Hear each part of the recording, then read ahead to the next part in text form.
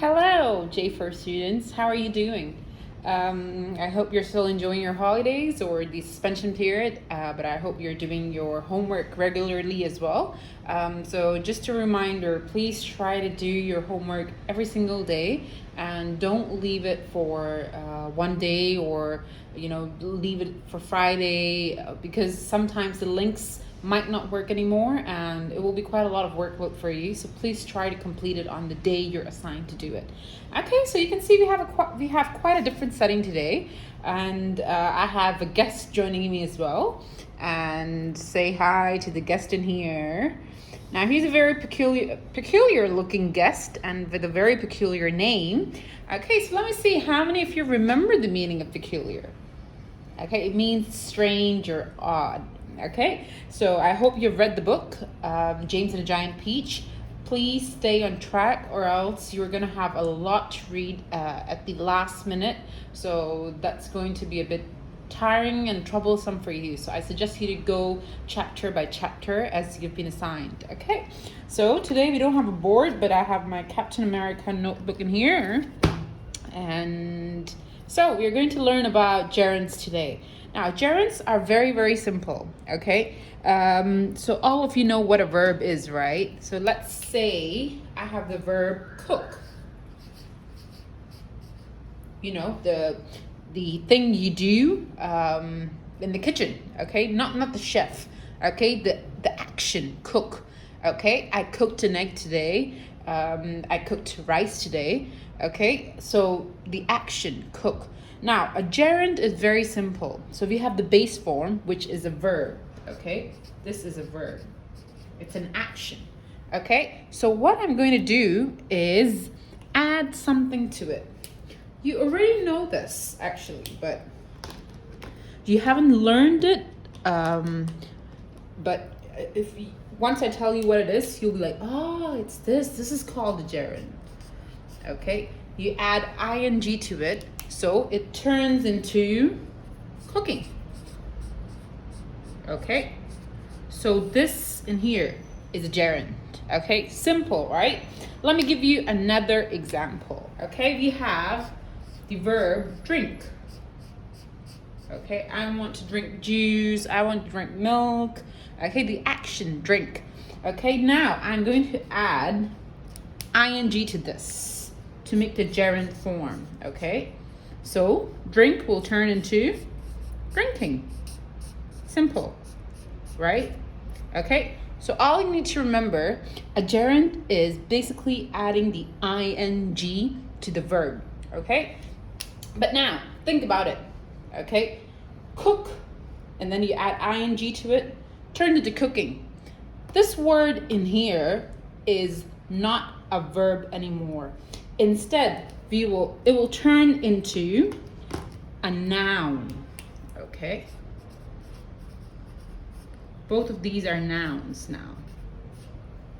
Now, this one is used to describe what you're doing, but sometimes you want to describe the verb itself. For example, cooking is fun, okay? Drinking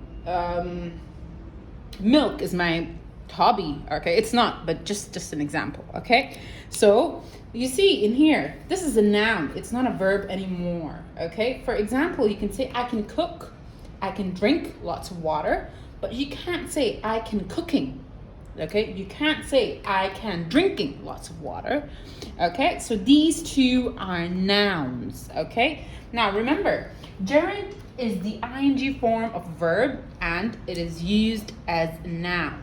Okay, and we use gerunds to talk about an action or an activity. Okay, so we change it to this form to talk about cooking itself, to talk about drinking itself.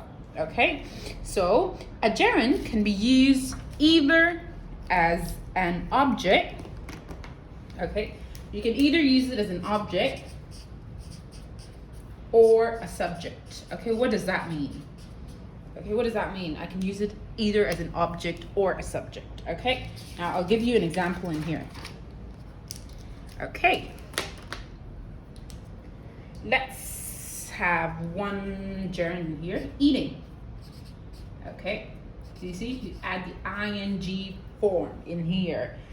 Eating with my classmates is fun. Okay, eating with my classmates is fun. Now, I'm talking about the verb eat, but I can't say eat with my classmates is fun, okay? So instead, to describe or talk about the action of eat, we will change it to the gerund form eating, okay? Eating with my classmates is fun. Now in here, eating is at the front. We are talking about eating, okay? So eating is the subject in here. Okay, now another word, like how I can use it as a subject is, sorry, this is the subject already. Now I'm going to talk about how I can use it as an object. That's very simple, okay? I like swimming. So like is the verb in here, okay? I like, I love swimming. Okay, so in here, swimming is the gerund form and it's the object. Okay, so you see the gerund can either be used as a subject or as an object. Okay, now one thing you must have noticed is for swimming, I didn't add ing only. I added another m. Okay, so there are some words that you need to try to remember that sometimes they need to double the letter. For example, even traveling, actually it can be double L or single L depending on which type of English you're writing in, British or American, okay? But some words like swimming must add double M, okay? Add another M with it, okay? So there are quite a few words like this, so you just need to try to remember it. I will teach you more about these in class, okay? So now,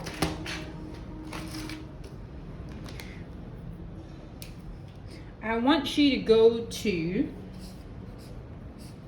GP 5B, page number 3, okay? So you can see some sentences in there. Now, based on the pictures provided to you, okay,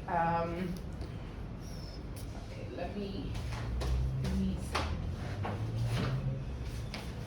okay, so you see some pictures are provided to you in here. Okay, so maybe it's not too clear, but you can see better in your GP. So you see this girl in here is looking at some birds. So you try to find the verb from here. Okay, I can't see look, but instead I see a very similar one. Watching. Okay, watching birds is fun.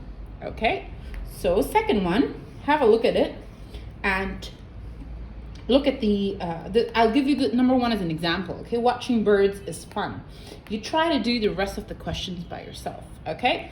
And just remember, when you use a gerund at the front, for example, traveling by tram, you need to use the singular verb, okay?